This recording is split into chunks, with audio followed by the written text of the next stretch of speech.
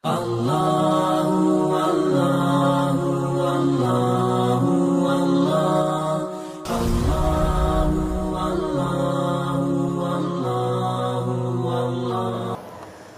yang dirahmati Allah Subhanahu wa taala.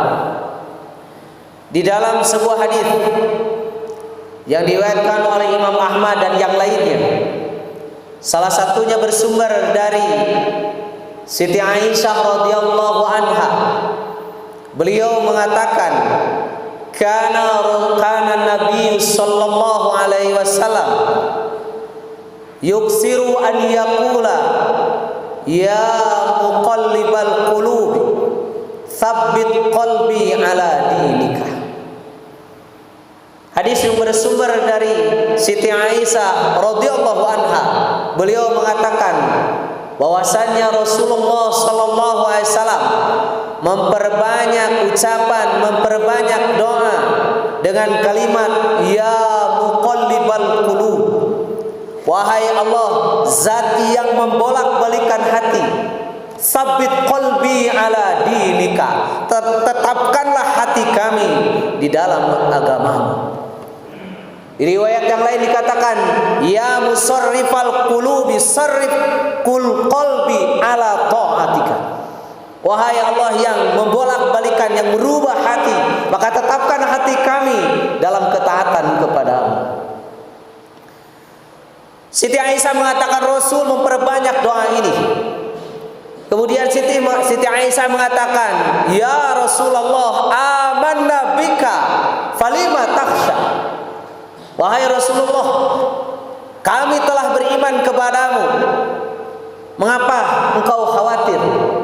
Apakah engkau merasa khawatir dengan keimanan kami? Maka Rasulullah SAW mengatakan, naam, jelas, iya. Karena bagaimana aku tidak khawatir? Karena hati-hati manusia itu ada di dalam telunjuk Allah Subhanahu wa taala. Dan mudah sekali bagi Allah Subhanahu wa taala untuk merubah hati seseorang. Hadirin yang dirahmati Allah Subhanahu wa taala. Hadis ini merupakan tafsir dari firman Allah Subhanahu wa taala di dalam Al-Qur'anul Karim surat Al-Anfal ayat ke-24. Di mana Allah Subhanahu wa taala berfirman, "Ya ayyuhalladzina amanu istajibu lillahi walir rasuli idza da'akum lima yuhyikum." Wahai orang-orang yang beriman, segeralah kalian sambut seruan Allah dan Rasulnya. Laksanakanlah seruan Allah dan Rasulnya. Idza da'akum lima yuhyikum, ketika Allah dan Rasulnya menyeru kalian kepada sesuatu yang bisa memberikan kehidupan yang sempurna, kehidupan yang abadi, kehidupan yang penuh dengan kebahagiaan. Wa'lamu annallaha yahulu bainal mar'i wa qalbihi. Dan ketahuilah oleh kalian, yakinilah oleh kalian bahwasanya Allah Subhanahu wa taala yang menjadi dinding penyekat antara seseorang dengan hatinya. Para ulama tafsir mengatakan yang dimaksud dengan kalimat yahulu bainal mar'i wa qalbi, yaitu diantaranya bahwasanya Allah lah yang menguasai, Allah lah yang memiliki, Allah lah yang menggenggam hati-hati manusia. Maka mudah sekali bagi Allah Subhanahu wa taala untuk merubah hati manusia. Orang yang tadinya beriman bisa menjadi kafir, atau sebaliknya orang yang kafir bisa berubah menjadi orang-orang yang beriman.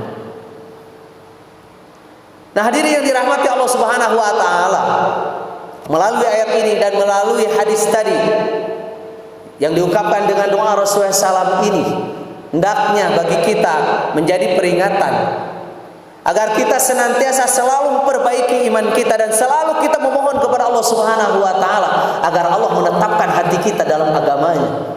Karena kita tidak tahu tantangan, fitnah, ujian yang akan kita hadapi ke depan, kita tahu seperti apa. Banyak sekali kisah-kisah sebagaimana dikutip oleh Imam Al-Qurtubi di dalam kitab At-Tadhkirah.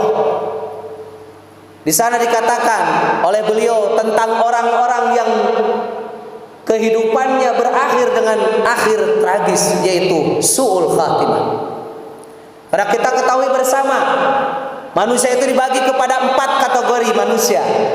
Yang pertama adalah orang yang dari pertama sejak awal sampai akhir dia menjadi orang yang baik. Itulah orang yang istiqomah. Dari mulai start sampai finish menghadapi kematian, dia dalam keadaan menjadi orang yang soleh. Itulah orang-orang yang istiqomah. Mudah-mudahan kita termasuk di dalamnya. Dan yang kedua adalah orang yang awal mulanya dia adalah orang yang buruk, tetapi di akhir kehidupannya, di akhir hayatnya Allah Subhanahu wa taala berikan karunia yang luar biasa. Allah berikan kehidupan yang baik di akhir usianya, yaitu kehidupan husnul khatimah. Kemudian yang ketiga, ada orang yang dari awal baik, tapi sayang di akhir kehidupannya berakhir dengan akhir tragis, buruk kehidupan akhirnya, su'ul khatimah. Na'udzubillah tsumma na'udzubillah. Kita berlindung kepada Allah dari hal seperti ini. Yang keempat adalah orang yang dari awal mula, dari mulai start sampai finish, sampai selesai kehidupannya buruk kehidupannya. Itulah orang-orang yang durjana. Hadirin yang dirahmati Allah Subhanahu wa taala. Imam Al-Qurtubi di dalam kitab tersebut At-Tadhkirah menceritakan tentang kisah orang-orang yang berakhir tragis, yaitu su'ul khatimah. Salah satu di antaranya beliau mengatakan, dulu di Mesir pernah ada seorang muazin, seorang yang penyeru manusia untuk melaksanakan ibadah kepada Allah, orang yang mula-mula memberitahukan kebaikan untuk melaksanakan ibadah kepada Allah Subhanahu wa taala. Seorang muazin yang mana kebiasaan orang tersebut ketika beliau mau hendak adzan selalu naik ke menara. Ternyata hadirin yang dirahmati Allah Subhanahu wa taala, qadarullah, menara tersebut berdampingan dengan rumahnya orang Nasrani. Sampai satu ketika pemuda itu naik ke menara, satu ketika terlihatlah dari menara tersebut, menjorok menara dari tempat yang menjorok dari menara tersebut terlihatlah pas ke jendelanya rumah orang Nasrani tersebut terlihat sesosok wanita yang sangat cantik. Makanya inilah hati-hati yang namanya hati itu cepat sekali berubahnya. Ketika laki-laki seorang muazin tersebut melihat wanita tersebut, terus terbayang, hasratnya memuncak, syahwatnya memumbung, ditambah lagi godaan-godaan, bisikan-bisikan setan yang selalu merongrong, sampai terus terpikirkan oleh wanita laki-laki pemuda tersebut, sampai saking tidak puasanya menahan syahwatnya, dia mendatangi wanita tersebut, menyatakan keinginannya untuk menikahinya dan memilikinya. Tapi apa yang dikatakan oleh wanita tersebut? Wanita itu mengatakan, saya tahu bahwa engkau adalah seorang muslim, saya tahu engkau adalah seorang muazin yang suka menyeru orang untuk melaksanakan sholat. Kemudian engkau datang ke sini untuk meminang aku, maka tentu orang tuaku tidak akan menyetujuinya. Kalau kamu benar-benar serius ingin memilikiku, ingin menikahiku, maka syaratnya satu, kamu harus keluar dari agama. Hadirin yang dirahmati Allah Subhanahu wa taala, kita lihat bagaimana pemandangan seorang muadzin, seorang penyuruh kepada kebaikan, yang menjadi pelopor pertama menyeru orang pada kebaikan. Kita lihat bagaimana perjuangannya, berperang dirinya antara mempertahankan keimanannya dengan syahwatnya yang begitu luar biasa, kecintaannya terhadap wanita tersebut. Perang batinnya, bergejolak hatinya. Kemudian apa yang terjadi? Akhirnya pemuda ini lemah, akhirnya pemuda ini kalah dengan syahwatnya. Maka ia pun menyetujui permintaan wanita tadi. Dia melepaskan akidahnya, melepaskan agamanya demi syahwatnya. Hadirin yang dirahmati Allah Subhanahu wa taala, kita lihat pemandangan yang luar biasa. Padahal dia seorang yang muadzin, penyuruh kepada kebaikan. Selanjutnya Imam Al-Qurtubi mengatakan, terjadilah pertikahan. Maka di malam pertama, qadarullah, itulah Allah Subhanahu wa taala menguasai segala sesuatu. Entah kenapa pemuda ini ketika malam pertama naik ke tangga, gak tahu tujuannya seperti apa. Tiba-tiba pemuda tersebut terpeleset, terpelanting dan jatuh mati pada waktu itu. Kita lihat betapa cepatnya kehidupan. Malam pertama tidak bisa dinikmatinya, maka ia berakhir kehidupannya dengan akhir tragis.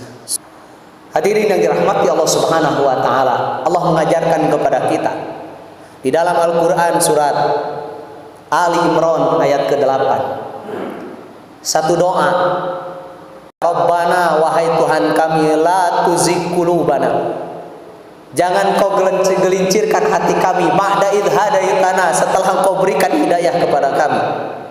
Wa hab lana min ladunka rahmah, dan anugerahkanlah kepada kami di sisimu rahmatmu ya Allah, innaka antal wahhab, sesungguhnya Engkau maha pemberi rahmat. Imam Al-Qurtubi mengatakan doa ini seharusnya selayaknya selalu dilantunkan, dibaca, direnungi, dihayati, dan menjadi patokan pegangan kehidupan kaum muslimin, agar hatinya ditetapkan oleh Allah Subhanahu wa taala berada di dalam hidayah Islam. Karena ternyata doa inilah yang akan menjadi penguat seseorang nanti ketika sakaratul maut datang kepadanya. Karena ketika sakaratul maut, segala bentuk yang gaib ditampakkan oleh Allah Subhanahu wa taala kepada calon jenazah tersebut. Bahkan setan pun menjelma menjadi orang-orang yang dikasihi oleh jenazah tersebut.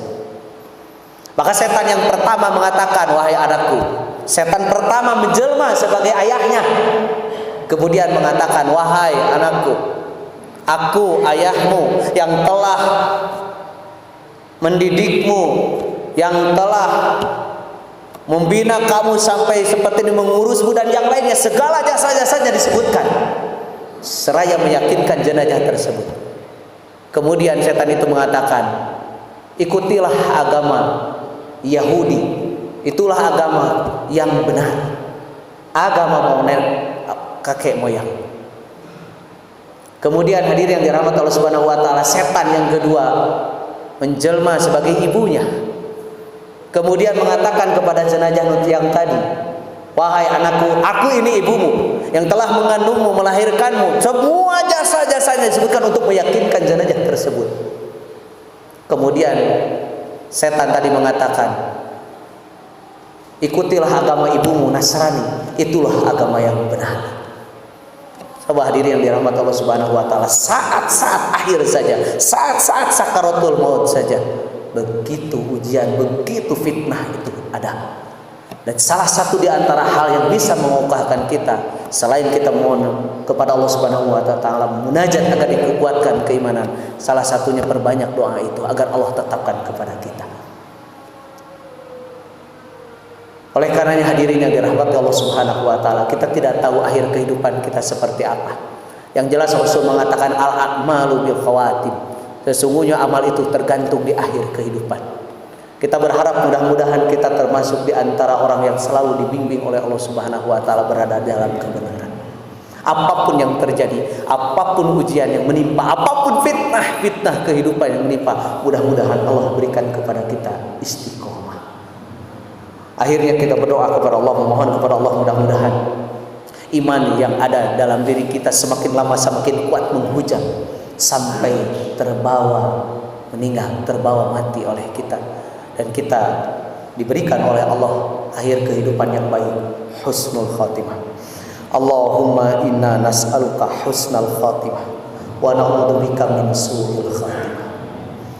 Rabbana la tuzigh qulubana ba'da idh hadaitana wa hab lana min ladunka rahmah innaka antal wahhab. Rabbana la tu'akhidna in nasina aw akhtana. Rabbana wa la tahmil 'alaina isran kama hamaltahu 'alal ladzina min qablina. Rabbana wa la tuhammilna ma la taqata lana bihi wa'fu 'anna waghfir lana warhamna anta maulana fansurna 'alal qaumil kafirin. Rabbana atina fid dunya hasanah wa fil akhirati hasanah wa qina adzabannar. Aqulu qouli hadza wa astaghfirullah li wa lakum. Assalamualaikum warahmatullahi wabarakatuh.